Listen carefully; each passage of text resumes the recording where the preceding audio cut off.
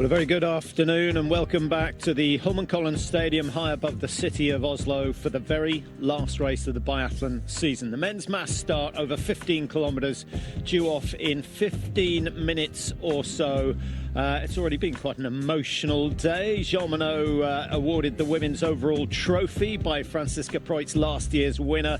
And, of course, a brilliant women's mass start with Lisa Vitozzi out-sprinting an exhausted Hannah Öberg in the women's race. It was an excellent race. Pretty good shooting, Mike. Once again, just down to one athlete managing to clear all 20 targets. That was Johansson of Norway.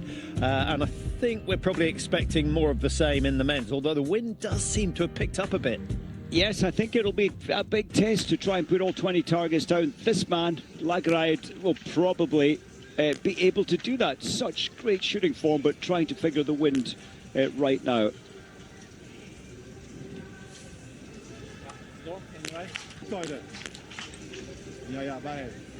Has given so much to the Norwegian team. He's saying, being with both brothers, my relationship with Johannes, this made me realise everything eventually comes to an end. Au mois d'août l'année dernière, je ne l'ai pas caché, les gens étaient déçus, mais après, je souhaitais avoir plus le contrôle de ma communication, de mes projets, de mes ambitions, qui à 10 ans, c'est complètement différent.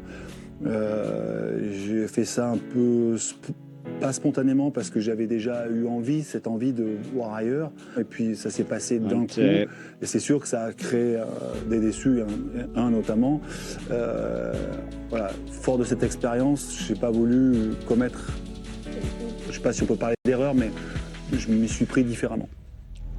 Cette saison a été difficile par rapport à cette situation. Mon collègue Hegle et moi, on a un peu perdu le contrôle de ce qu'on avait mis en place les 9 années avant. Le coach DB, il voulait un turnover beaucoup plus important et que tout le monde passe par la case sélection permanente. Ce qui, à mon avis, crée une pression permanente. Et d'être en pression sous sélection du mois de novembre jusqu'aux Jeux Olympiques, pour moi, c'est pas la solution parce qu'on ne prépare pas les Jeux Olympiques, on prépare juste des gens à se qualifier. C'est pas ma philosophie, ça, elle a jamais été. Et les coachs, on est un peu comme des athlètes aussi. Un coach, il est en confiance ou il n'est pas en confiance. Et en fait, c'est ce rapport qu'on a avec les athlètes. Des fois, moi, j'ai dit aux athlètes, j'ai eu un petit cette sensation à la mass start des Jeux avec la victoire du Oestersund. Je me suis dit là j'ai fait le tour j'ai fini la boucle quoi. Je suis arrivé là où on voulait arriver. C'est vrai que là j'y ai pensé, je me dirais ces gars-là, ce feeling, ça sera avec d'autres gars maintenant, avec une autre équipe dans laquelle je serai l'année prochaine. Je sais déjà. I'm going to be around. It's full circle when Dali Shevdal made the podium in the mass start for me.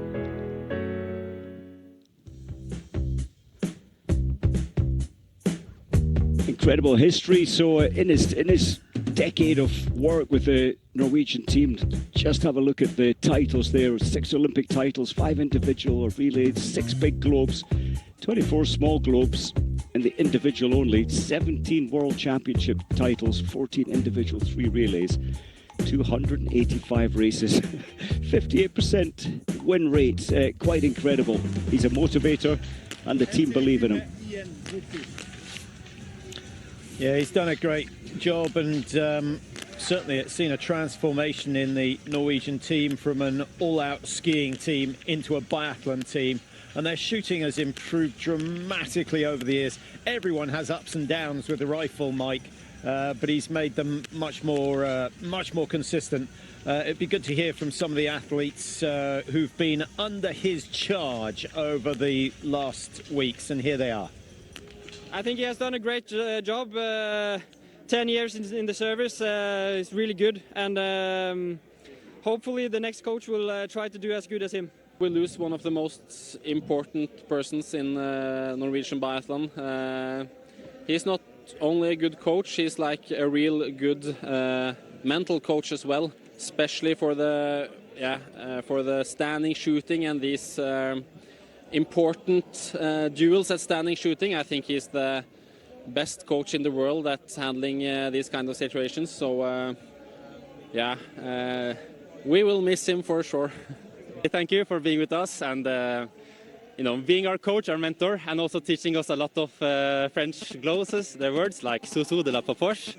We will bring it into the team. Yeah, he's obviously got a place in their hearts. Word is that Anders Overby might be the man taking over. He's worked with the juniors in the past. He was a former biathlete. He's had, 10 years of coaching, so he's fully experienced if he is the man that gets the job. But what boots to have to try and fill. It's hard to fill. Anders has got his own method. He's such a positive guy. We saw him in Novo Miesto, and straight away you feel he does have a connection with these athletes. So I think they're going to be in a good place.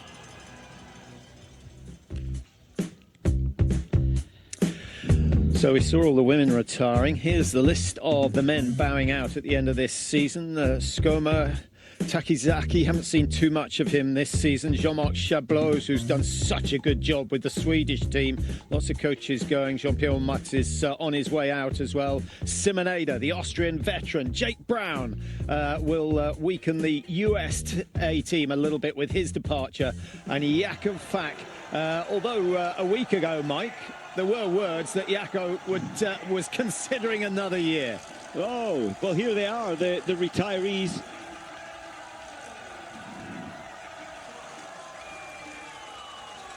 I think Simon Eder, he's 21 years since he went to the areas at the front, since he went to the Junior World Champs, 561 World Cup starts or major biathlon starts. Yeah, amazing. And I remember when he was trying to qualify for the Olympics for the first time, he did it at the last gasp. And ever since then, he's never been out of the team. The hot shot. And we talk about Vera being the individual who sort of introduced and made people realise that you could shoot fast and hit targets. Simon Eder was really the one who pushed the men's shooting along. Oh, he did. I mean, when he came in, he had that speed. Not many followed back then, but we see how it's impacted the sport overall. I can't see Jakob Fack there. Maybe you're right. Maybe he wants one more year.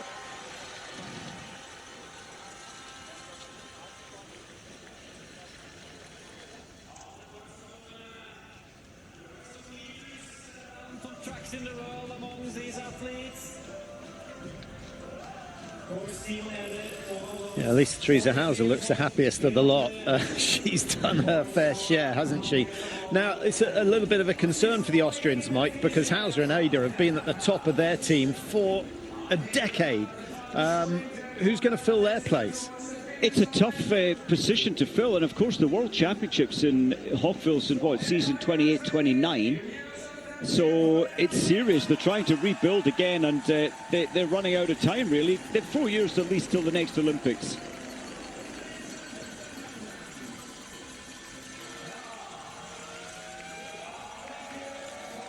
And the Slovak team without Batovska, Fialkova and Kuzmina next year, it's going to be a much weakened team on the women's side. So as all that is going on, the racers for today, all 30 of them having to focus on their targets. There's Perrault, who has taken 4 of the 5 globes this year. The mass start is already in the bag. He's over 90 points clear of the nearest rival, so he cannot be bettered in the mass start this season. And he has been Mr. Consistency this year. So both the big globes going to France. And Perrault, he must be feeling confident. I think we witnessed, Patrick, the 2 most perfect biathletes yesterday in any single race. They didn't miss any targets. They both shot really fast, and they crossed the line at practically at the same time. They shared the same time, Perrault and Lagride.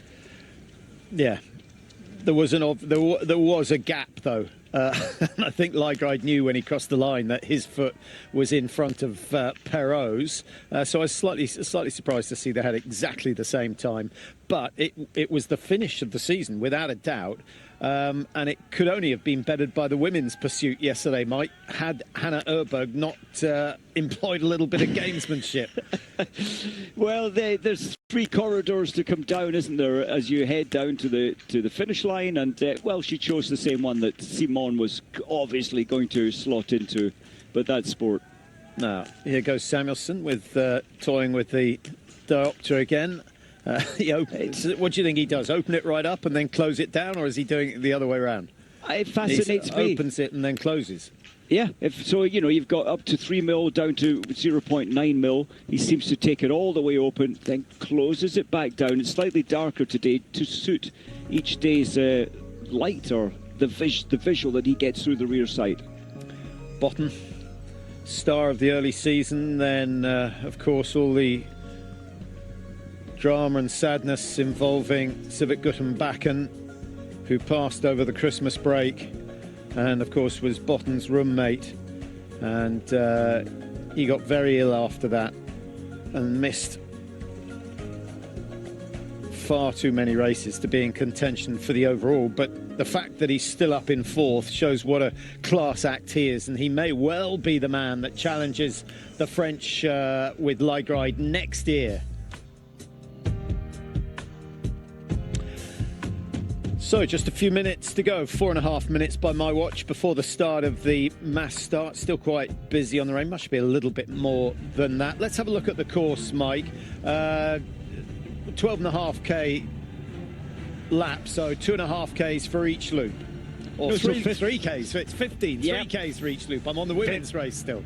Yeah, 15, it's quite brutal. So this is now up to the big serious climb, 616 metres. I don't think the first lap will be particularly fast, Patrick, because they're all tired. It's the last race of the season. So quite tactical today, and one or two at most will hit the perfect score.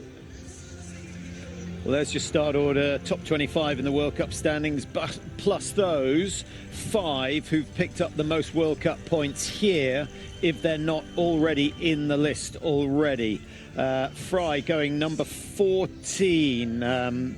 Yeah, he's 15 in the World Cup standings. Emil is still out for Italy, and we're hoping we see him at the start of next season. The Biathlon Tour needs Emil. He's been a fantastic inclusion in the Tour this year. What about that, Mike? Losbers of Latvia qualifying at the age of 17 and 1 day. It's quite phenomenal. He's a really good biathlete at such a young age, and they've tried to nurture him by protecting him from too many World Cups. He did race at the Olympics, and it went quite well at the Olympics actually for him. So yeah, a real star for the future. Yeah, we'll do our best to track him. I'm not expecting to see him finish in the top 15 or maybe not even the top 20. But so important that he can get some experience of these head-to-head races. He'll know exactly what he's got to do with his speed. The more he shoots alongside the big stars, the more he's going to be, or the less he'll be intimidated by it. Every experience you learn from, don't you? And you know, when you looked at the average age of the top 10 women, you know, most are over the age of 27, and that's comes with a depth of international experience. Stelholm Legride, man of the moment, winning 5 in a row so far. Can he make it 6 today and join Ole-Einar Bjorndal and the Johannes Tingesbo on that number? Martin Fourcade, pretty sure Martin Fourcade's best run was 5 in a row. But that season, what was it? Which year was it, Mike, that he won 20? He got 20 out of 22 podiums in the season. Yes, it was season 17-18, and phenomenal. I don't think that'll be matched.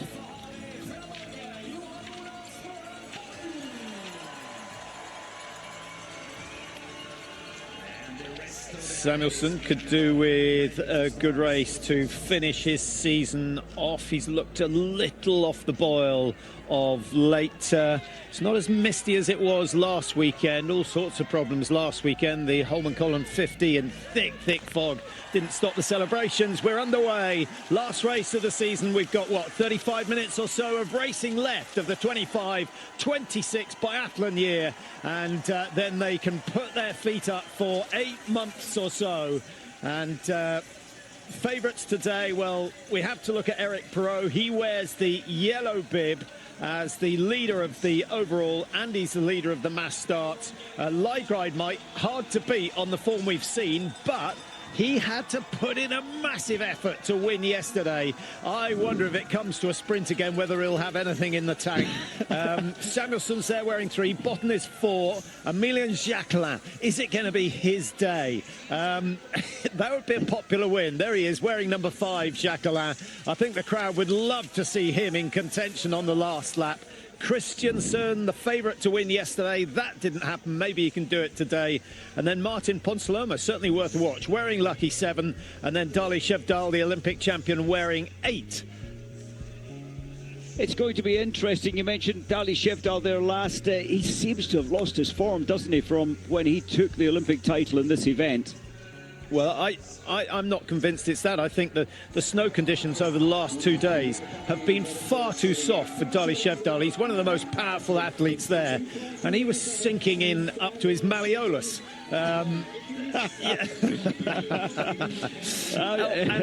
and above. I think every physio knows that, but I'm not sure everyone else will. Well, it's part of your ankle, the top part of your ankle, so it was halfway up his leg. And I just thought, you know, if you looked at those athletes that struggled, it was the heavier ones, the ones that require or rely on leg power. And I think Dali Shevdal falls into that bracket. Yeah, we'll have to wait and see. And there's the tallest, the biggest in the field, leading the way, of course, Christiansen. Yeah, they've salted the tracks today, as you might have heard this morning if you were with us during the women's race. And that makes the tracks firm for about 4 or 5 hours. So there is a question as to whether it will last. And I think that's why this race is starting a little bit earlier than originally planned. It certainly feels and looks good right now, doesn't it? This section is a new section. The women didn't ski on this part of the track, as the men are extending out to 3 kilometres each time. Yeah, it's very dirty. So that's going to slow the skis down, but they're on a country stroll at the moment, Mike, which is pretty much what we saw in the women's race. And then Julie Simon just put her foot down with about 800 metres to go before the first shoot. I wonder, and it wouldn't surprise me if we do see similar aspect, the Hellner back in the Hellner Hill, as it's called, prior to the range. We might see a real turn of pace in the men's field as well. Well, who's it going to be? I would say Jacquelin is probably the one who will go for it. Oh, I'm with you. And it does make him exciting, doesn't it? And I would love for Jacquelin to win this one today, but has he got the concentration to hold his nerve and the rifle steady for 20 shots? Not sure. Fio Maillet didn't look strong yesterday. From 14th, dropped down to 19th, and he only missed 3 targets, so it felt to me like his ski speed had dropped away, but he's always a contender, wearing bib number 9.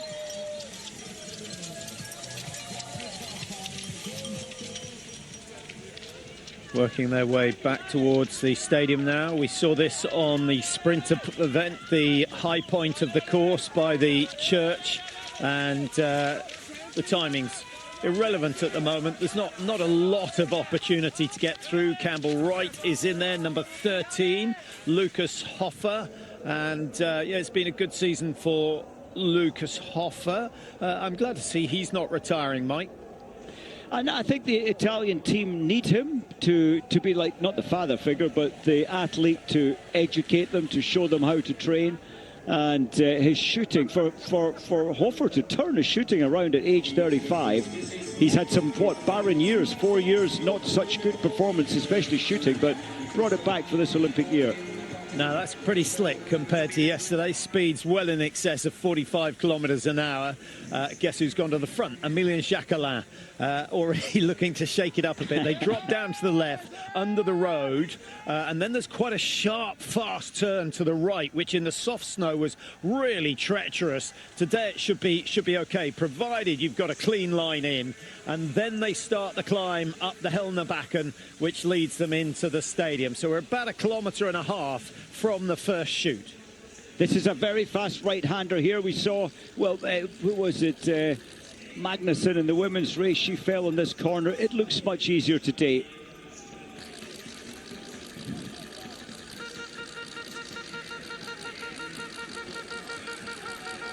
Christiansen on the left as we're looking down. That's a turn of pace from him. He obviously wants to place himself top 5 into the range.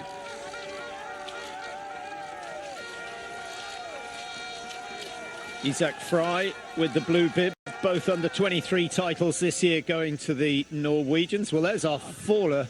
Now, wow. I think that was one of the Finns, and if he didn't get the barrel in the back of the head, I would be very surprised. It's Tero Sapala, and yeah, I think he'll be going through what Klaba went through after the fall in Drammen. Oh, it's horrible. Yeah, that rifle seemed to really, the barrel is right up at the back of your head, as you can see, and when you fall, it really does hurt.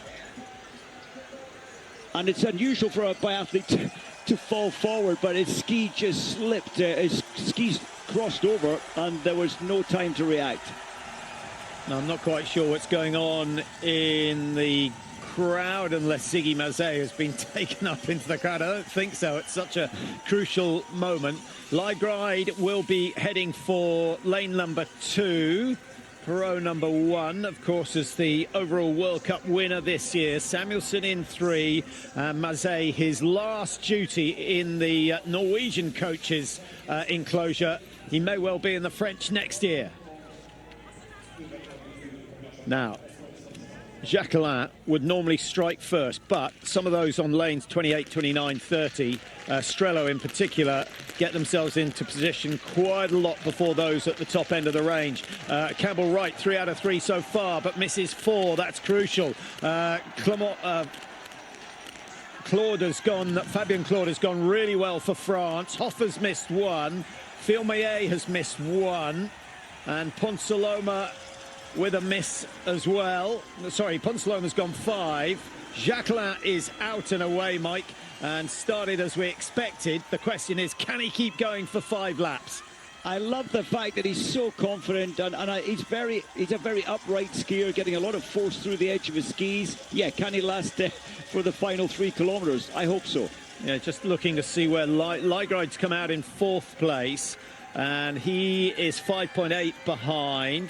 And in terms of mistakes, actually really good shooting, Mike. 16 have gone clear, which is pretty standard, to be honest. We said 15 this morning, which is exactly what it was for the women's first shoot. And has anyone missed 2? I'm not sure. I think we might. I think 3 or 4 have missed, yeah. I think there must be. Only 25 are out so far, which would suggest 5 of them have missed 2 targets.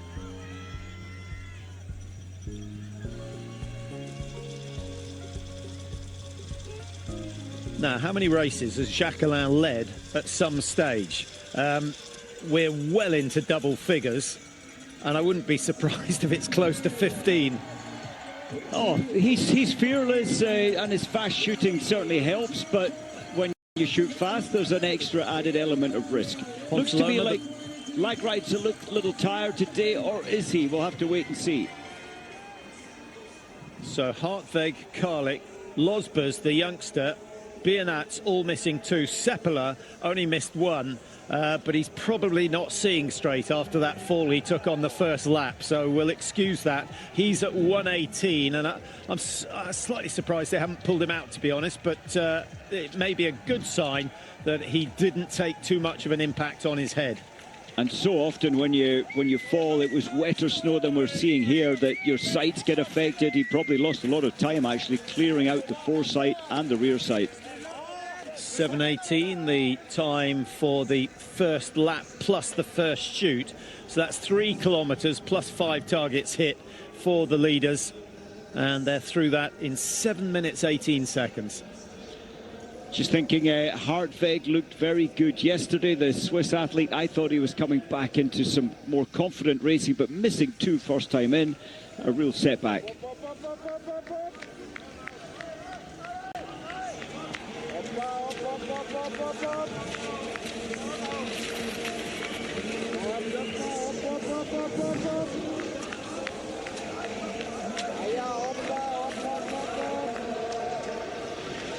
Well, Lygride may be tired, but he's certainly doing his best to try and stay with the leading 3.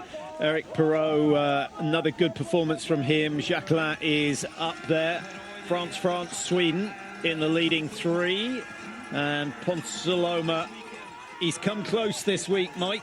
And I think Ponsaloma will be pretty happy with his season, sitting up there in 8th place in the World Cup standings. I think he will be happy, and his form right now in the sprint competition just 2 days ago, so 10 kilometre. Yesterday the pursuit at 12.5, and today 15 kilometre. It's a very tough day for the male athletes. Yeah, Ponsaloma there wearing 7, Hannah Erberg's partner.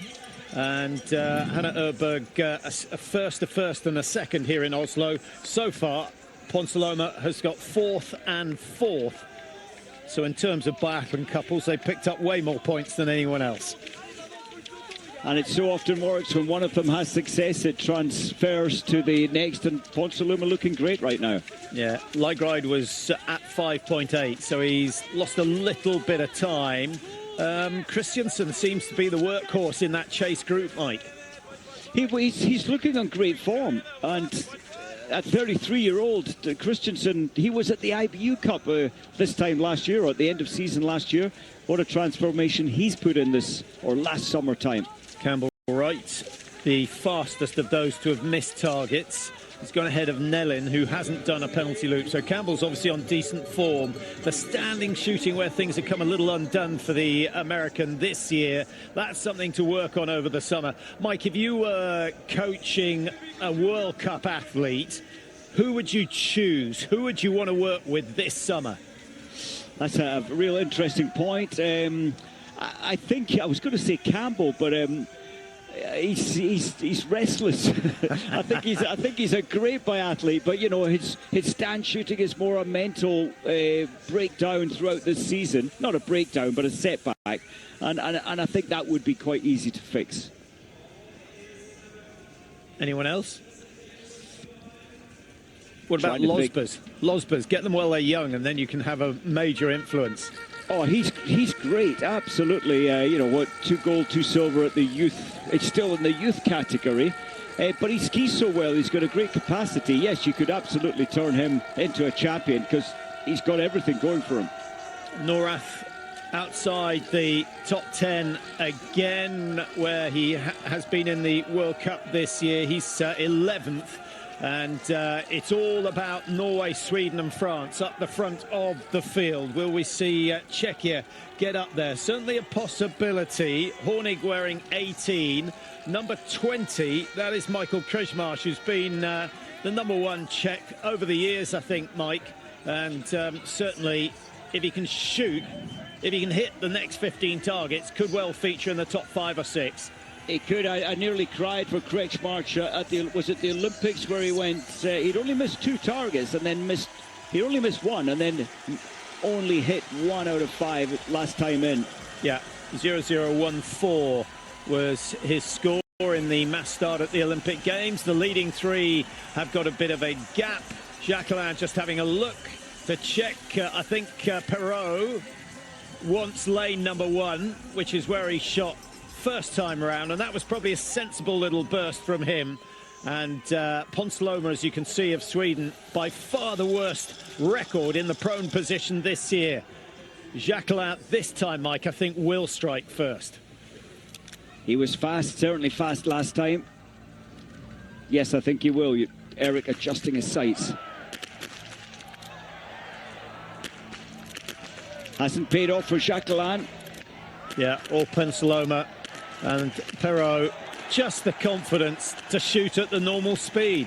Why change your approach just because there are 2 men alongside you? Lygride, surely 5. Yes, down they go. It's the same 2. We have the same 2 leading in the women's at this stage. We got the same 2 men who contended the win yesterday, but it's Perrault who has the advantage at the moment. Norath has hit 5. Good news for the Germans. Ospinus struggling on that last shot and waited too long. So 2 shoots completed. Perrault, Lygride, the #1 and 2 in the World Cup standings, lead the way out of the stadium.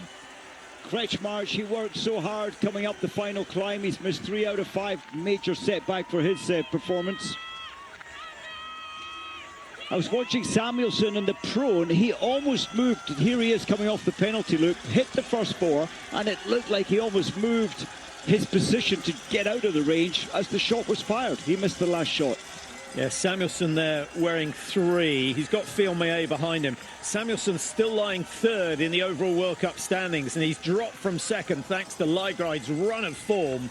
And Samuelsson, what's he got? He's only got a 6-point advantage over Botn. So really important that he beats Botn of Norway.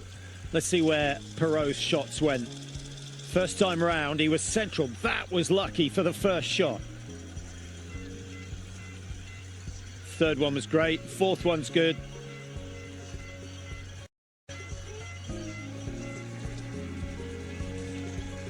So he's got through the prone shooting unscathed. We still have 7 athletes who have hit the perfect score. In fact, Burkholt has also gone clear, but is 147 behind. So I don't know what's going on there. He's hit 10 out of 10, Mike, and he's 147 behind. Has he had a fall? His form isn't that bad, or I wouldn't expect it to be that much off the pace. Even off form, I think there must have been an incident of some sort. Leiggride is being chased down. He's not finding it so easy to close the gaps today. There was a 10-second gap coming out of the range, and Fabien Claude is chasing. Lombardo is in there. Number 15 is Fabien Claude in 3rd, 4th, 5th place at the moment, and it's Botn who is just behind Leiggride. And the battle for 3rd place in the overall World Cup standings between Botn and Samuelsson, who at the moment is down in 10th. I thought Perrault, when he came in, you mentioned he was calm, he adjusted his sight. It was still fast process at 25.9 seconds. But what a start. So incredibly focused. He reminds me in the women's field of Jean Monod. Their bad days aren't that bad at all. Except actually at his Olympics. He let himself down. He was wanting to win the mass start of the Olympics. Missed 7 targets, Eric, and finished 20th. Dominating the World Cup and winning Olympic titles is not easy. I think with the schedule leading into the Olympics, Mike, you had to make a choice. It didn't pay off for the Swedes, who missed the last round of the World Cup and then didn't really raise their game for the Olympic Games. But Jean Monod and Perrault both below their best at the Olympic Games this year. And I think often, yes, the Nova Mesto World Cup, and Perrault won the short individual there. And it looked so good, you know. Was it overconfidence going into the Olympics? Was it fatigue with taking part in all the World Cups? Probably the fatigue aspect. Yeah, it would help next year if France and Norway have very distinctly different suits from a distance. I covered a race earlier this year that was filmed 80% by drones. All you could say that you could sort of, you could give one of 3 nationalities that it might be. They're great bits of kit, but not brilliant for filming a race like this. And here in Oslo, we get better coverage than anywhere else on the tour. Botn is on fire, isn't he, Mike? He really is. He loses time on the range with a slower process in terms of shooting, but he's very, very much attacking on the track. 15 was Claude. Norath still in there for Germany. There is Samuelsson. No panic at the moment. Tracking on the heels of Quentin Fourcade, who was arguably the most successful athlete in the biathlon stadium at the Olympic Games. That's 2 Olympics on the trot, Mike, that he's made a haul of medals. Oh, quite amazing. What was it? 3 gold, 1 silver this time round, or yeah, 3 gold, 1 silver, I think it was. Incredible when he was in such poor form by his high standards leading into the Olympics. Yeah, but the same happened in 22, really, where he got 2 gold and 3 silver, but did go on to win the overall World Cup that year. Shoot number 3, first in the stand position. Perrault at 87% for the season. Leiggride at 88. Botn at 91, so he is the best of the leaders. And Jacquelin still at 77 in terms of his standing shoot. But when he's good, he's really good. And he's also really fast. I think for me, Mike, 2 favourite occasions of the season. Emil's performances in Oberhof after the death of his great friend Botn to come back and get 2 successive wins. I thought that was inspirational. And then Jacquelin's 16.8 shoot in the sprint event at the Olympics. I'll never forget that. That was absolutely incredible. Yeah, Emil, when he shot in the pursuit, two penalties, perfect 5 out of 5 last time, and went 53 seconds from 53 behind to take the win. It was an incredible day. Yeah, the beauty of biathlon.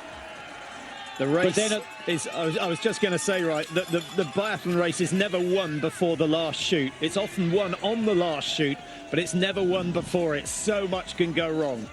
And that could be the scenario today, but Eric Perrault at the front looks absolutely so complete. Concentration is all there. He's not missed too many shots here in Oslo this week. 30 shots, 29 hits. It was a different story in Otterpa. Is he the Simon Schemp of the French team, Mike? Do you think he struggles with windy conditions? I wondered that. He doesn't show too many weaknesses, and often it's luck of the moment that you land on the range, and I think he was unlucky with the heavier wind when he was shooting. Yeah, he also hit 39 out of 40 in Kontiolahti, the first round of the World Cup after the Olympic Games. So shoot number 3, stand position for the first time, and Perrault with 10 seconds to play with. Well, that opens it up. Another miss could be problematic. He doesn't hang around, doesn't let the miss change his rhythm or change his intention. Now the pressure switches to those on the hunt. Jacquelin with 3 out of 3, not as quick as we've seen in the past, and not quite as fluent either. Lygride, Mr. Steady Eddie, he gets 4 and he misses 5. Will Botn hold his nerve? He does, and for once the slow shooting pays off. So many misses in that first group, and it is Botn who's going to head out in front, and Germany with a chance of getting on the podium. They're going to be in the top 3, certainly. Well, that is a quick penalty loop from Perrault, Mike. He rapid. That must have been sub 22 seconds. Quite amazing, and when he missed his first shot, you could feel his brain thinking, oh no, and then he just rapid fired the final 4. It was an 18.8 second process. Well, that could be the end of Lygride's run of successes. 5 World Cups in a row, looking to make it 6 today. Ponsaloma just behind him. Fabien Claude of France, 26.3. And at the back of that group, number 16 is Oscar Lombardo. Brilliant shot, but not quite as quick as the men that surround him at the moment. Christiansen looks to the right and says, not for me. He still has a chance. You know, Christiansen, he's only 45 behind, and we always know that the final shoot can trip up many athletes, so he'll be believing, I can still touch the podium. Yeah, I think the first 10 all have a chance. What was the gap that Emil closed in Oberhof? Was it 53 seconds? 53 seconds, yep.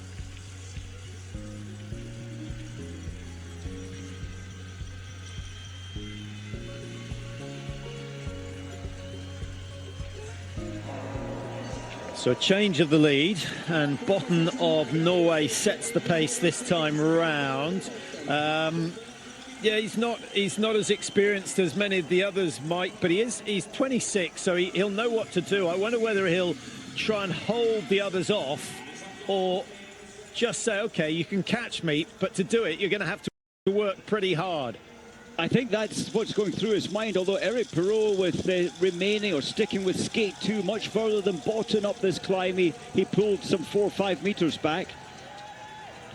Now we have to remember what happened yesterday, and Perrault and Lygride were involved in a ferocious sprint finish.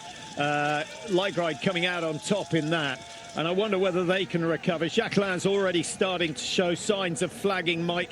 Yeah, just the upper body movement gets a bit excessive. The timing doesn't look quite as good. He looks a bit like a rag doll when he's reaching the limits of his powers. He's amazing. He's a free thinker. He doesn't stick to the normal trend in terms of a biathlete, and he did set the fastest course time or lap time, lap 3, 5 seconds ahead of Ponsaloma.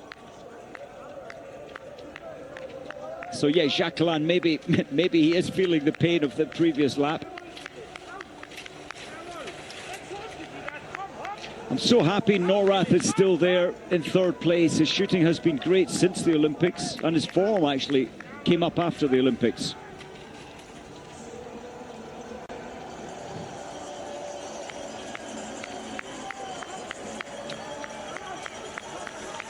So we're building to a climax. This is the last shoot of the season. The fans have been treated to some superb racing here in Oslo. The conditions haven't been optimal, but no one's complaining. It's well above zero, so they haven't had to put on 6 coats just to survive. The tracks have made it hard work for the athletes, but the spectacle has been second to none so far this year. Without a doubt. Well, Norath is, yeah, I wonder what he's thinking, because he's only ever won one race. That was in 24 in the World Cup in Oestersund, a sprint event. He's never won a head-to-head. He's been on the podium in pursuits. Not sure he's made the podium in a mass start, so this is sort of uncharted waters for him. Just getting a message saying that Tero Seppala, the athlete who fell and knocked his head, without a doubt, it seems like he cross-fired or shot on another lane. That's the message I'm getting. And he had the range to himself. He was last in. So maybe that knock on the head has played a part. Yeah, but I can't understand how he was given 10 hits out of 10 if he shot on the wrong target. Yeah, he's got what, 2 misses now. Anyway, he's 2 minutes 46 behind. So that may or may not be the case. There's Norath going through. Is he going to get his second career win? Perot has won a lot this year. He's already had 4 wins, 10 podium finishes. Botn had 3 wins early season, only been on the podium 5 times. So it's been a while since Botn got a taste of the big time in terms of World Cups. But he did, of course, win the individual on the first of the big races at the Olympic Games.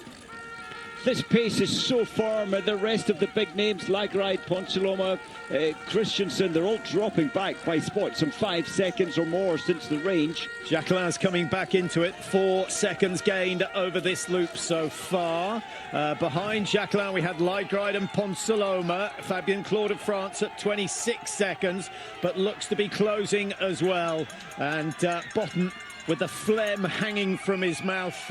It used to happen to Ole Einar Bjorndal, and I always thought it was an indication that your health wasn't 100%, but he still seems to be able to race pretty well. He does, but that's his trademark, isn't it? Not pretty, but yeah. He pushes so hard, he just doesn't care, simply. Too much milk with his Wheaties, I think, this morning. Samuelson, Samuelson 54 seconds behind, he's skiing well. Yeah, Samuelson 2 misses so far, and the only 2 men to have cleared 15 out of 15 are in that leading group of 3. Botn is one of them for Norway, the man in front, and then Philip Norath of Germany, who's in third at the moment, has not missed a target. Perot has done an extra penalty loop, and you have to consider that should it come to a final ski. I thought Perot was just going to nip ahead and try and get lane 1, but the unwritten rule is, as you come in behind the firing point, you stay in order. Big moment for Botn. He'd love to win at home. Perot would like to seal the season that he's been the champion in with a success, and Norath for Germany knows how important it is. Another miss on the first shot from Perot. Away he goes. No one else has struck a target so far. Botn won't be quick, but if he hits 5, he's certainly going to come out in contention. A miss from Jacquelin. Norath has 3 out of 3, 4 out of 4. Botn still clear. Down goes number 5. Norath versus Botn with Perot on the hunt, who is just about to come out of the penalty loop and might even beat these 2 to it. It's a 3-way fight for the final race of the season, and Botn just checks on the position of Perot. What is the margin going to be? Perot not quite as quick this time, Mike, on the round. Oh, can you believe it? Perot shot stop-start in 16.9 seconds. Amazing. Yeah, and Jacquelin will say that's slow. I did 16.8 at the Olympic Games. Oh, Wow, there's a real fight on the track now, that's for sure. Lagride, what an athlete, what a biathlete. Is Lagride out of it? 15 seconds to make up. We saw how difficult it was to close those gaps on the last loop. Lagride can see them up ahead, and Perot, I think, will probably be thinking yesterday was too much. But let's wait and see. We'll get some splits on this last round. Just to confirm, 7.9 seconds between Botn, the leader, and Perot in third, and Lagride twice as far back at 15.1. There are some quick skiers in that chase group, Mike. Lygride's there, Jacquelin's there, Lombardo's there. Ponsaloma is down in 7th at the moment, and Samuelsson came into the range in 10th. He's not out, so he's on the penalty loop, and I think Samuelsson's chance of finishing in the top 3 of the World Cup has gone. Oh, what a shame for Samuelsson. I thought he might put it together today. Yes, he's missed another target. This is going to be interesting. Eric Perot is going to really try and pull this back in, and I think he might achieve it. I think otherwise. I can't see it happening. I don't quite see the fight there yet. It's a 3-kilometre loop. There's still a way to go, but you can see that margin. And he really needs to be in touch by the top of this hill, because when they head back down towards the stadium, they're all going to get a little bit of rest before they go on for that last attack. And the other aspect, both Botn and Norath, they really took their time shooting, so you recover when you're shooting, as opposed to Eric's short rapid fire, but has just come off the penalty loop, so those legs are slightly more fatigued than Botn and Norath.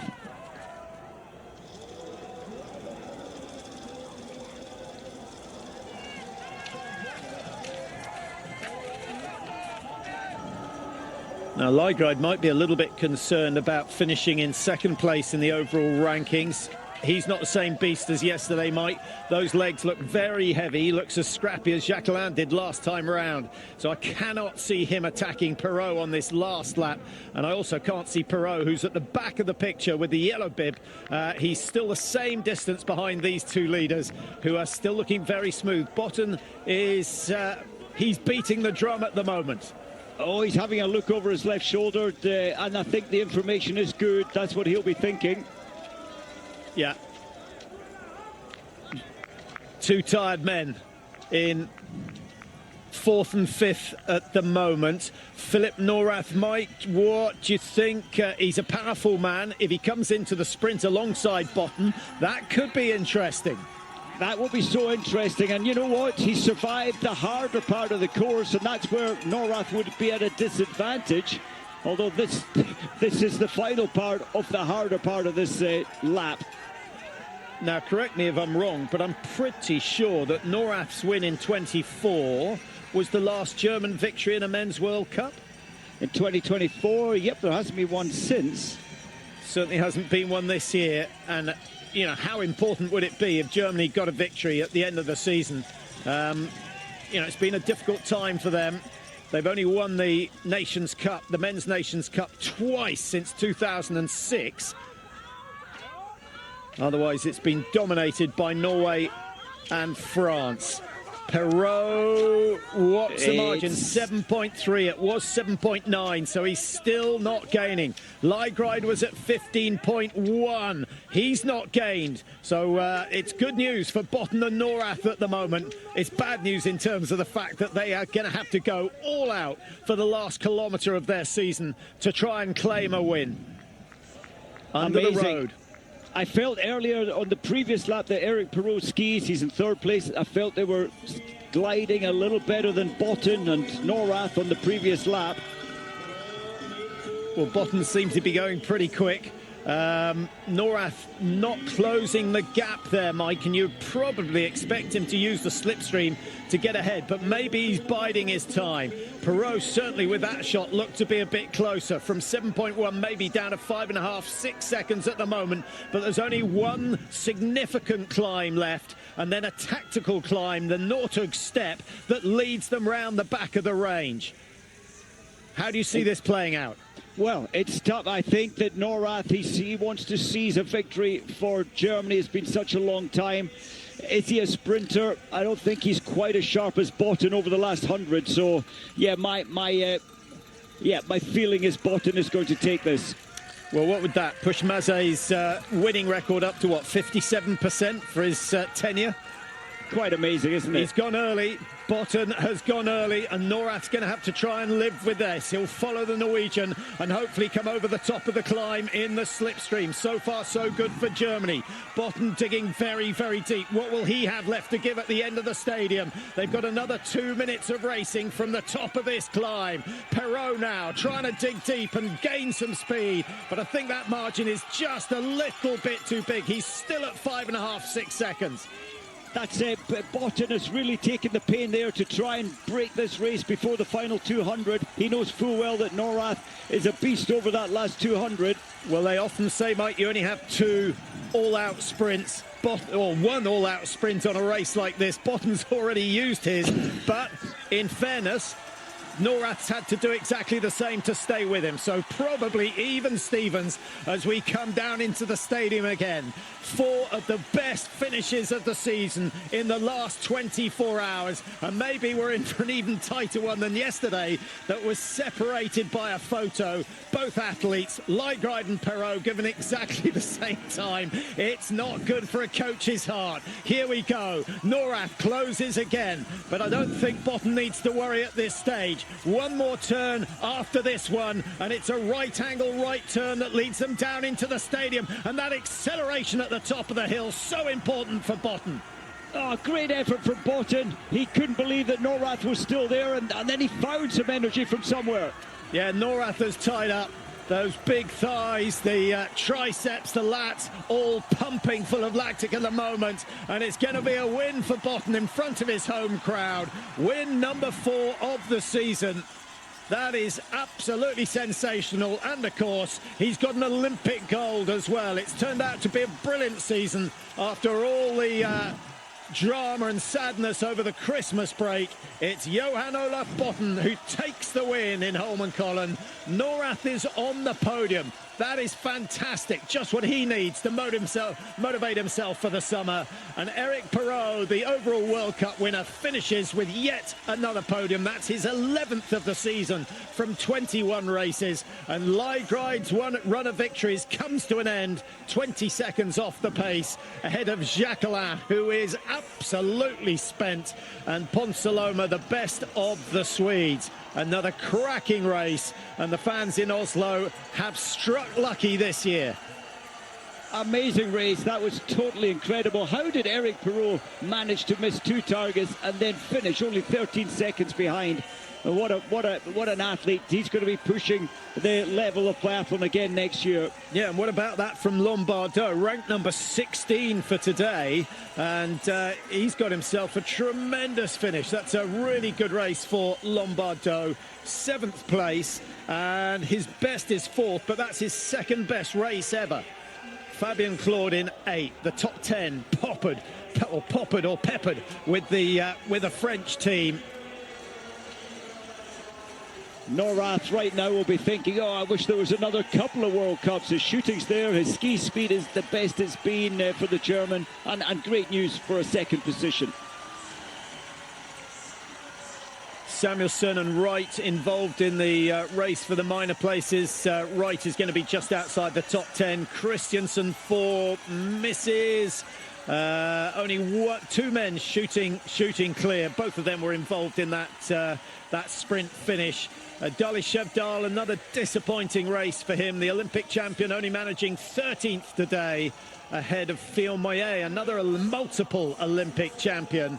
And Oestersund of Germany still shooting well with 95% hit, but he's lacking a little bit of ski speed.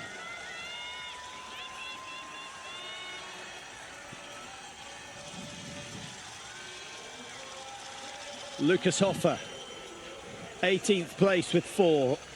Remember, each miss punished by a 150-metre penalty loop, so 600 extra metres for Hoffer.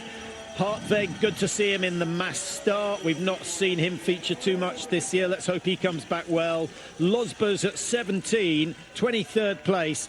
It's not the position, it's not the shooting, it's just the experience that matters. And he'll certainly be a name that we'll keep an eye out for next year. But there are your top 3. Botn, Size doesn't matter, Mike. The smallest man in the leading three by quite a margin. But in these conditions, probably an advantage to be a little bit lighter. Probably, but what a fight he has. He's got the incredible fight when he's on a mission, and great to see him winning his first ever mass start.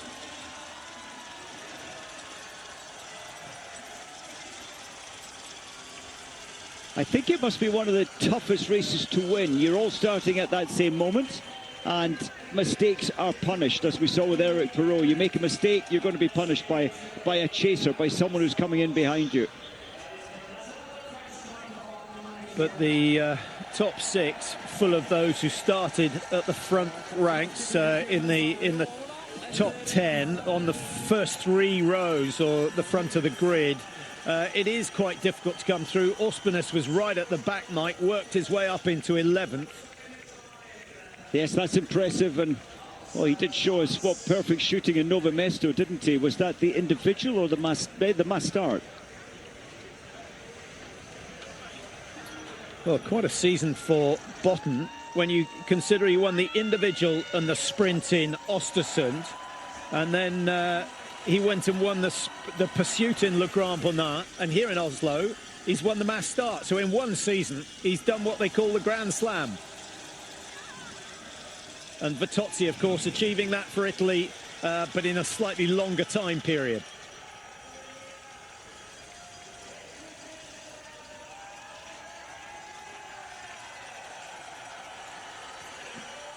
Jesper Nælin across in 29th, and Seppala, who better get that egg seen to on the back of his head, took a big fall.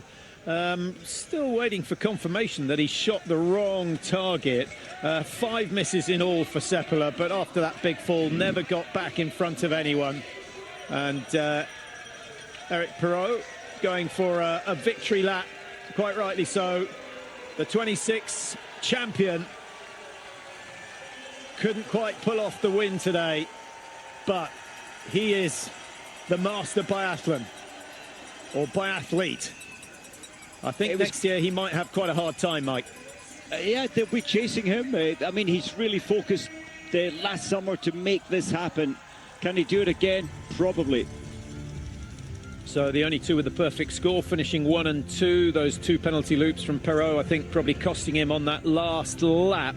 Just didn't have any energy left. Lygride, 5 wins, followed by a 4th place. It's been an astonishing finish to his season, and he claims number 2 in the overall World Cup. Seb Samuelsson drops down into 4th, having been in 2nd just 2 weeks ago. And, of course, he missed out on the sprint title. He had the same number of points as Lygride, but less wins. So a disappointing week here in Oslo for the Swede. What a season, though.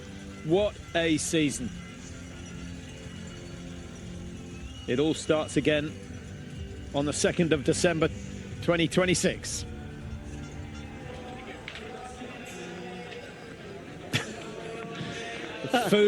The food of champions. Yeah, when you've done a race like that, Mike, you can eat anything you like. You don't have to worry too much about the balanced diet. I was just thinking, is he planning a long distance session tomorrow? He probably is. He's an incredible athlete when it comes to hard training.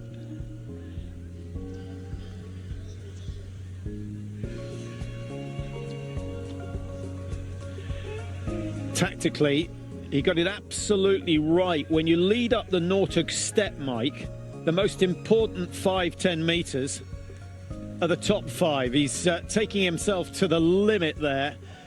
And yeah, he accelerated away from Norath when he was on the flat and Norath was still on the climb. Yeah, power, you know, he felt Norath was still there. He had to really kick again and again, and yeah, so strong today. There are your overall standings. Perrault, we knew, was the champion. He's had pretty much 3 days to know that. Stelholm Lygride, great recovery to finish in 2nd. Remember, Lygride was the champion last year. So lots of talent at the top. Philip Norath from 11th up to 9th with his success today, getting on the podium in 2nd place. So that was a very, very important run. Strelo, the next best German, down in 21. Sivert Guttenbacken, the late Sivert Guttenbacken, still in 26th. And remember, he passed over the Christmas period, so just shows you what sort of form he was on before then. Very, very, very sad incident over the Christmas period, but the Norwegians have recovered well. It took a while, but they've had a good season, all considered. What a week of racing. And especially for the men, Friday, Saturday, Sunday, it's so difficult to bring yourself back up to mental, absolute laser focus on 3 consecutive days, especially with such brutal races. What was it, 667 meters of climb there, over 15 kilometers today.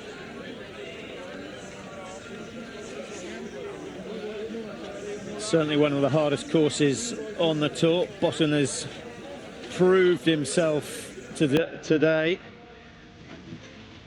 They may have company, I hear. Hedegaard's quite keen, the cross-country skier, keen to come across the biathlon next year, Mike.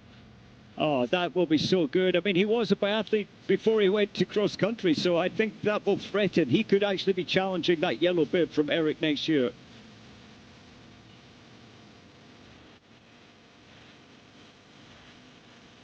Third place to Perot. 2 misses in the stand, unexpected certainly. Nora shot brilliantly today.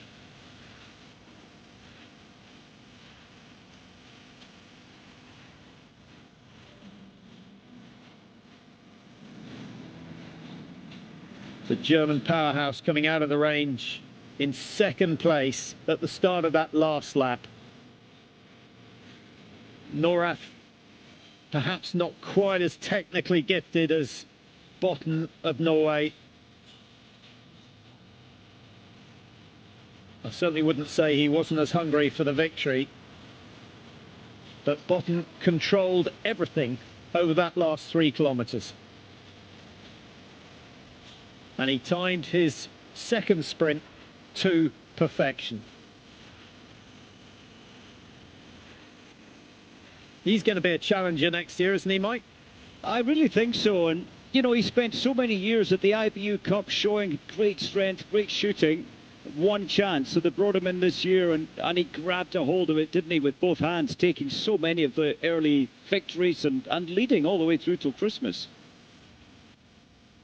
So let's hear from Botn. Johan-Olav, congratulations. That was just an epic fight on the final loop.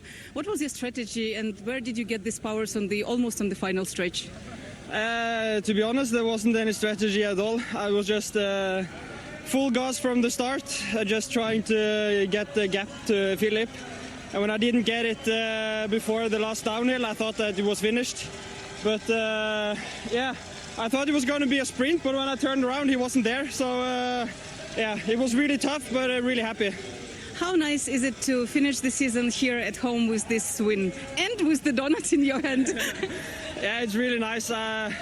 It's been a long season, and it's been a lot of ups and downs, and yeah, to be honest, I was doubting that I was even going to make the podium after the Olympics, so yeah, I'm really happy to get a win.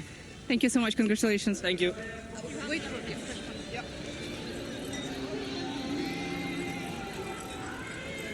Yeah, and considering he missed 4 races, Mike, amazing to finish in the top 3 of the standings. Perot did every single race. Ligride missed 4 races as well. The overall would have been a whole lot closer if Norway hadn't sat out those races in Nova Mesto. And I do wonder if they'll reconsider, well, in 4 years' time, and attend all the races. Yeah, it will need a change in the programme if that's going to happen. Perot, Botn, Ligride, your top 3 in the mass start standings. And Perot with a haul of 4 of the 5 individual globes this year. And of course he has the biggest and the best, the overall crystal globe, as the 25-26 champion. He joins a long list of Frenchmen, the Poirets, the Fourcades, the Canton-Firmiers.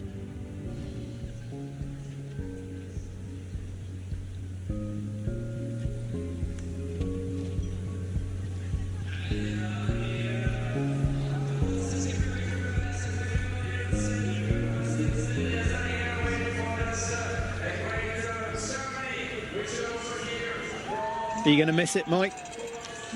I am. I love it, but it's been a long season. I mean, for the athletes, it's incredible. You're so fatigued at the end of the season, and I think we've talked a million words each or more. But yeah, I will miss it. Always do. Yeah, for the athletes, we're just lucky we don't have to do 8 months training before it starts again. That's what I was about to say. You know, they may have 3 easy weeks, 4 easy weeks now to recover, and then it's back to business 4 or 5 weeks time, and it's serious stuff. Big hours, heavy training, and intense training when you're shooting practically every single day. Yeah, give us some idea of how the summer shapes up for most of them. For most of them, and a lot of them are shading the same information now with so many coaches, you know, switching and helping other nations. Yes, certainly in May they'll be pushing out at least 80 hours, building strength. The shooting will be quite serious, slower shooting, learning how to put 5 shots through 1 hole again, you know, with no pulse. So just getting confidence in your shooting positions, and then slowly introducing speed work, increased heart rate as the summer goes on, and many teams will be trying to increase the stop-start. Coming into the range, stop, fire your 5 shots and exit. Many teams will be focusing on that as a major aspect to the training this summer. When the French have shown the way, the men and women, that speed shooting, fast shooting does work, the rest have to follow or you're left behind. Yeah, and if you were going to give advice to someone who's sort of starting out in their career, whether it be biathlon, cross-country or another sport, one word, the most important word in terms of the training, would it be consistency, would it be rest, or would it be work? You know, first thought was enjoyment. If you don't enjoy it, if it's a pain, if it's a stress, then you're going nowhere. So you have to engage, enjoy, and yeah. And recoveries are vital. What is in that? Well, that's 5 gallons of Pims, I think. All health issues have gone out the window with the French at the end of the season. And it's not unusual for the whole team to go home ill after the celebrations that they will be going through tonight. It's going to be a long night after this season. Une belle course pour finir. Ton bilan de la saison, il est comment? Jacqueline asked if it was a good race, what he made at the end of the season. Où j'étais très timide. Parfois, même en connaissant mes capacités, j'ai besoin de course pour me dire que je suis capable d'aller chercher les avant-postes. A couple of weeks where he really où je rate la poursuite. Focused. Ça faisait partie du plan. He struggled a bit in Oestersund at the start of the season. He says the plan was always to get, you know, on best form for the Olympics. Du très grand au grand bornant, et derrière j'ai été quand même régulier sur l'ensemble de la saison. Tu vois, c'est la première année, si tu prends le classement général. Yeah, he thought he did well after the Oestersund round of the World Cup. Les individuels, je pêchais. Là, je finis 3e. Donc en fait, il y a quand même beaucoup de positifs. Yeah, he's glad that he's made the top 10 in the individual races, the 20Ks where he's usually struggled in the past. Yeah, he would have liked individual medals from the Olympics. Ta manière de courir et d'accepter de le faire du début à la fin. Does he understand? Does he have a better understanding of his technique of biathlon or his strategy? Il y a encore 2 ou 3 ans, j'avais plus de conviction dans mon tir quand j'étais junior que lorsque j'étais double champion du monde. 2 or 3 years ago, he thought he was probably more focused on the shooting depuis les Jeux Olympiques, j'ai vraiment trouvé, when he was a junior. Je peux pas encore dire ce juste milieu parce qu'on a toujours envie de mieux tirer. Tu vois, aujourd'hui 17 ça paye pas, mais he can't say if he's là, je suis pas sorti du top 5 any more or less focused now, but maintenant, j'ai été you know, depuis certains moments. He's pretty happy with the way things are going. He thinks maybe shooting in 16 or 17 seconds doesn't really pay. He enjoys it, but it doesn't often pay off. Sur des sprints où des fois je me reprends so la première balle ou seems to be saying that, you know, really it's all about concentration and focus, and then he will be a challenger for the top prizes. Je pense qu'il faut continuer là-dessus. On te revoit sur les skis l'an prochain. And he says it's got to get to the stage where he doesn't have to think too much about it. Are we going to see him next season? He says yes, I hope so.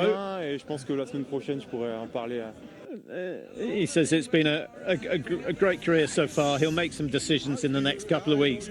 We don't want to lose him as well, Mike. He's the great entertainer. He is, and you know what? He's 23.9 seconds behind the winner today, and he missed 3 targets. He's brilliant. He's at, at the top level in terms of his performance over many years. So raise your flag up into the air one last time here in the Holmenkollen. So let me see you. Ah, it's beautiful. It's beautiful with all the flags waving in the wind. All the smiles and all the cheering. We are heard from Well, the French all wearing bibs saying thanks to Jean-Pierre and Jean-Paul.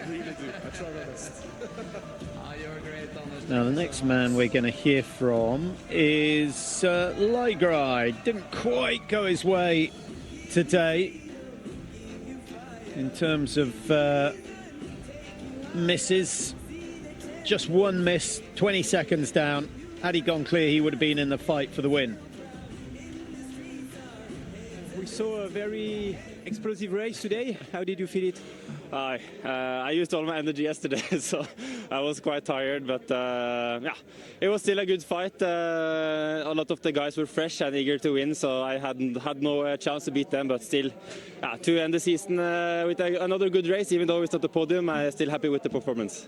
Yeah, still a good race. And what's your point of view of your season now it's over? It's been a lot to process. Now I will have a lot of time to think about it, but after all, I've been through a lot, and it changed me in many ways. I feel like I am more myself, a clearer view on the life and what's important. So I will try to be this kind of Sturla going forward.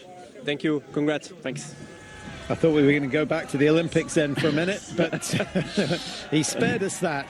Yeah, interesting season. I wonder, Mike, if he turns up at the beginning of next year racing like he is at the moment, would you then expect him to drop off at some stage, or do you think he's better to come in halfway up the ladder and climb and then finish like he has this year? I think, it sounds like his head is more, he knows life, he feels his life better now. I think he'll come in strong, but that's what he's done the previous 5 seasons with Johannes Tingesbo in his team, and he was sharp from the get-go, and I think he'll try and come in strong and hold it all the way through. That's the way to win, like Eric Perrault. Yeah, I got it wrong. 2nd of December, I thought it was. It actually starts on the 26th of November because we are fitting in that extra round of the World Cup next year. Kontiolahti is the first venue, so we're going back to Finland for the first round. Expect the Swedes to be on form there. They always win something for some reason. Hogfilson is there. Le Grand Bonnard, we're going back. You do not miss Le Grand Bonnard nowadays. It is fantastic. Over 20,000 fans expected there. And then Pachuca for just 2 races, a sprint and a relay. Ruhpolding and Antolz and Novo Mesto on the second trimester, as they call it. And then the World Championships in Otepää, where we've just been, Estonia, 7th to the 21st of February. And then Oberhof, Oestersund, Oslo, the 3 O's to finish off next season. And so the last race will be on the 21st of March 2027 here in the Holmenkollen Stadium. Who is going to be wearing yellow then, I wonder? And it's quite a switch around, Patrick. Normally, traditionally, 2 weeks off from World Cup racing over Christmas, 31st of December to the 3rd of Jan. It's in Pachuca in Slovenia. Yeah, racing over the New Year period. That's different for them, isn't it? No, and yeah, not that they celebrate too much at New Year, but there'll be none of it this time. But, it's just a step down from team life, from cabin fever, getting away from the team. There's very limited time in next year's programme to achieve that. That is quite a quality flower ceremony. Who's missing in terms of the greats? Well, Canton Filmayer, Mike, all his focus seems to have been on the Olympics, and he succeeded massively. He's a man after your heart. Well, that's right. He finds, he lifts his game mentally. He's engaged entirely in that moment of the Olympic Games, and take that away and he's not the same athlete. Yeah, and so some athletes can find an extra gear by just entirely focusing in and relaxing maybe more at the major competitions, and I think that's how Fiume works. He looked good at the start of the race. He looked like he had the same fight at the Olympics. Then he started missing targets. Yeah, 4 misses in all for Fiume. Dali Svendsen with 4, Campbell Wright with 4, Ospenes and Christiansen both missed 4, and no one above position 9 missed more than 3. Jacqueline, Ponsaloma, Samuelson, skiing well, finished in the top 9 with 3 misses, but the top 2, Botn and Norath, class of their own today, 20 out of 20, full focus. And today actually, Mike, your 27-28 second shoot paid off. That's right. Botn showed the way that slow, careful shooting works. And as Jacqueline said, you know, shooting in 16, 17 seconds is dramatic and great when it works, but there is such a higher risk factor brought into that process. President of the IBU, Mr. Olav. In third place, representing France, på tredjeplass fra Frankrike, Eric Perrault. Podium number 11 for this season. There'll be a few more coming his way next year if he stays on this sort of form. 2 misses, so it goes down as a bad race by his standards, but he's still on the podium. He missed the first shot of both standing shoots, perhaps just a little bit too eager to get that advantage over his opponents. I think it was around 10 to 11 seconds both time to release the first shot. It's quite incredible when you have to go through the process, rifle off, magazine in. Incredible. Philipp Nora, how important is that for all the German fans to see Philipp up on the podium? It's only the 7th time in his career. He was so close to getting his 2nd ever win, but what a show he put on.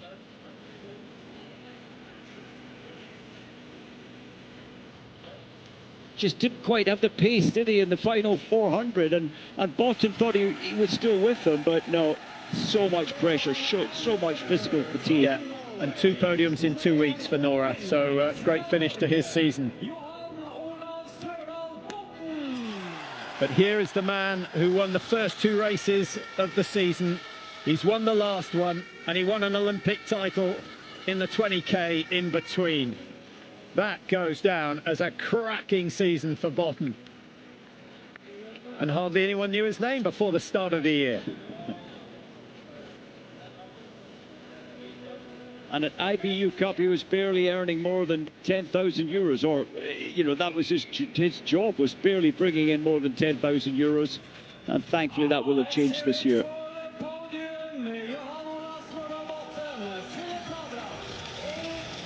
The top 3 from today.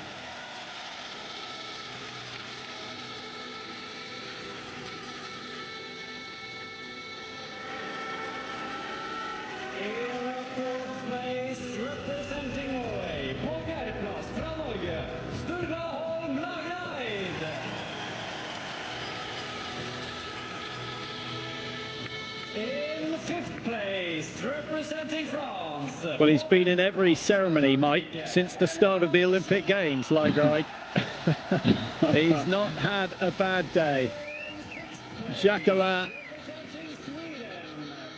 not a great battle, beaten by Leigreid again. And Ponsaloma, the best of the 2 Swedes. After the highs of the Swedish women winning the Nations Cup, it's been a little bit of a downer for Samuelson and Ponsaloma.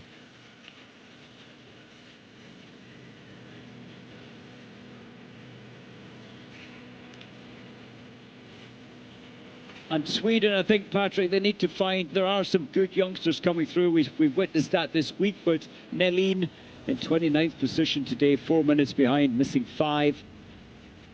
Strong 2 as always over what, the last 6-7 years. Let's hear it for the winners from Oestersund Men, Philipp Nora, Eric Perrault, Johan Olav, Emil, Martin Ponsaloma.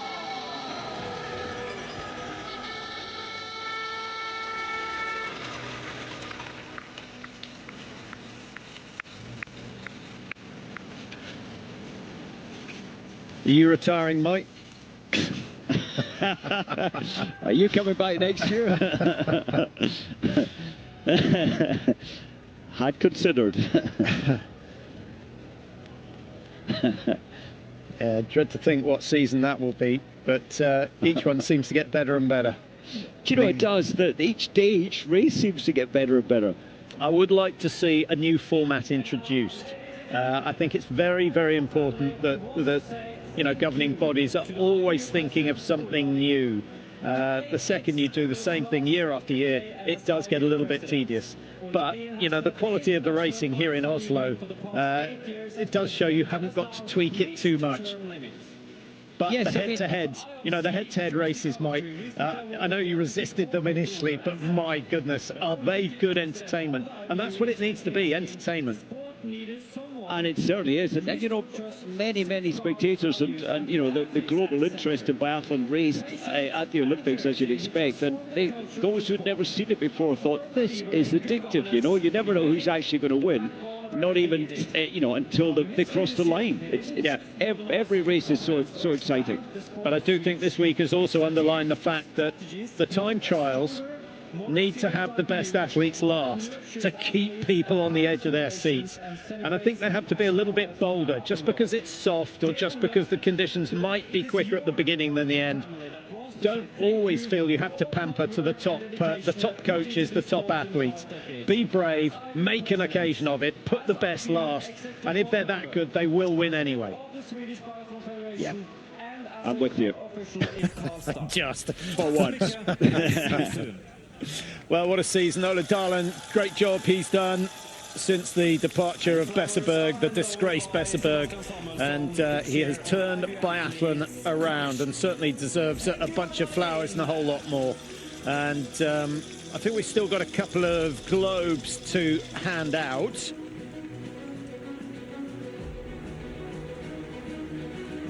Yes, biathlon has changed, or the governance has changed so much since he took over from Besseberg, who still lives here in Oslo.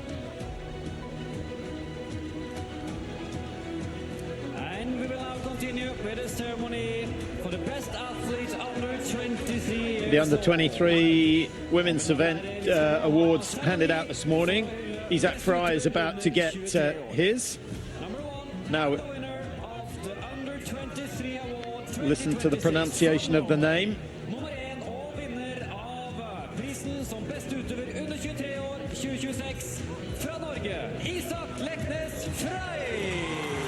We got it right, Mike. We always do. Frey. Spelt Frey, pronounced Fry.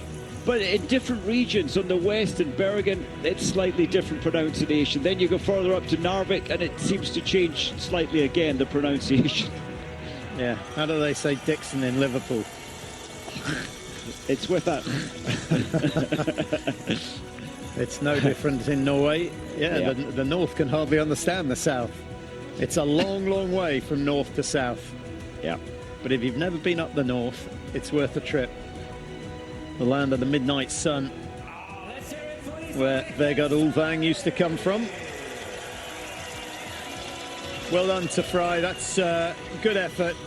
It's been a lucrative one as well, Mike. He's been wearing the blue bib for a long time now, once he got it off the shoulders of Manzat, and 6,000 euros every time. Or is it 600? 600 euros every time. Pretty good, a lot of races. Yes, 6,000. He'd be buying himself a motor yacht in Oslo Field, I think. I felt he raced so much last year. Remember the European Championships? I thought over-raced at his young age, and he hasn't quite. Remember last year in Oslo, he had a 4th and a 5th position, so he's not quite the same athlete this year as he was last.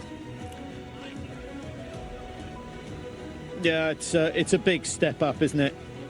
Juniors, IBU to World Cup. A reality check at the start of the season, but he knows what he's got to work on. His shooting's been pretty good, Mike. I think really it's just a question of developing a bit more speed, and he's young, so he will do that. 83% hit rate in the stand. If he can take that up to 87, 88, then he's going to be in the top 3-4 on many, many occasions. And now the overall. And Perrault will not be able to keep the smile off his face. This is something he's dreamt of since he was a little kid, and following the fortunes of Raphael Poiret, who really kick-started French biathlon as far as the men are concerned.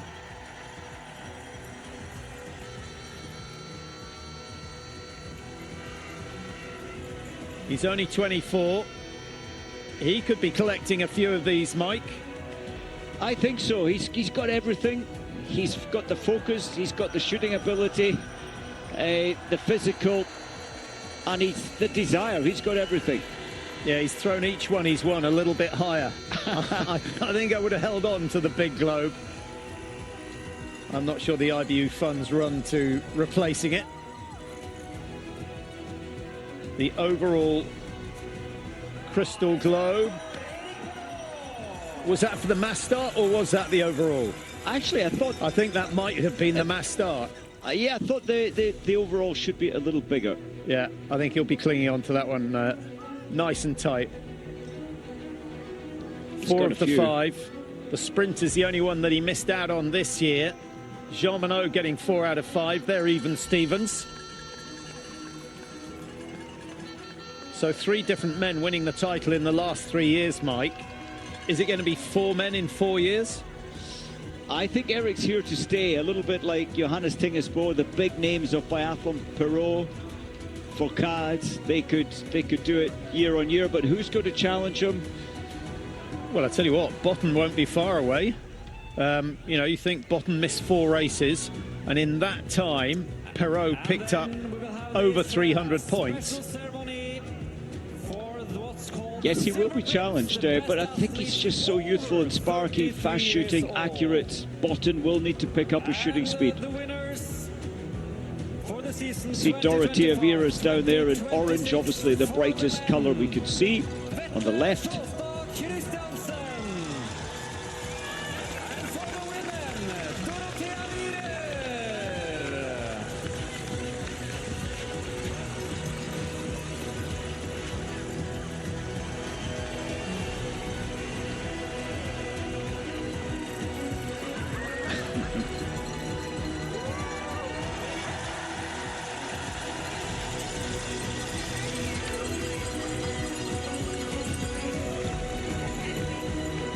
What's that for, Mike? The over 30s? Definitely something to do with age, not retirement. Yeah, 33 plus, okay. Something new, something different.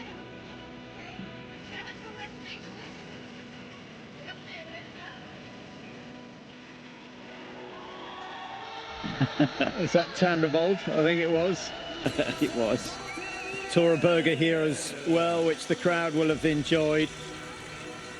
Yeah, I'm not sure that will get too many outings in Italy, to be honest. No. I think Tandervold knitted them. Yeah.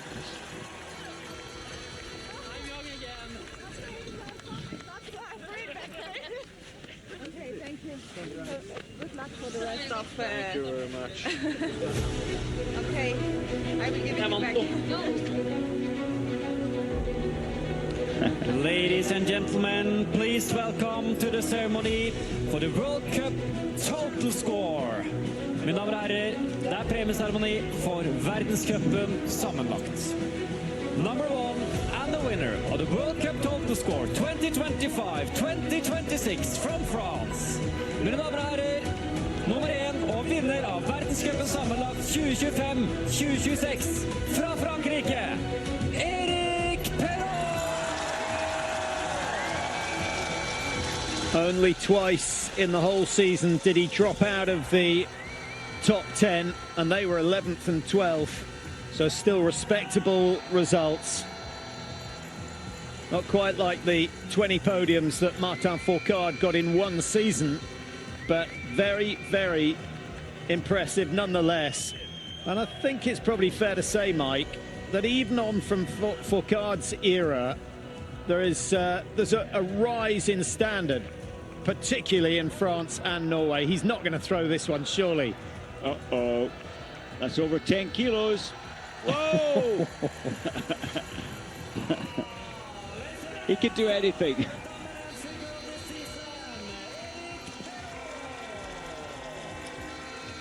So congratulations to Eric Perrault, the 25-26 champion. And you can see just how much it means. I had plenty of interviews over the last couple of days talking about his childhood and how this was always his dream.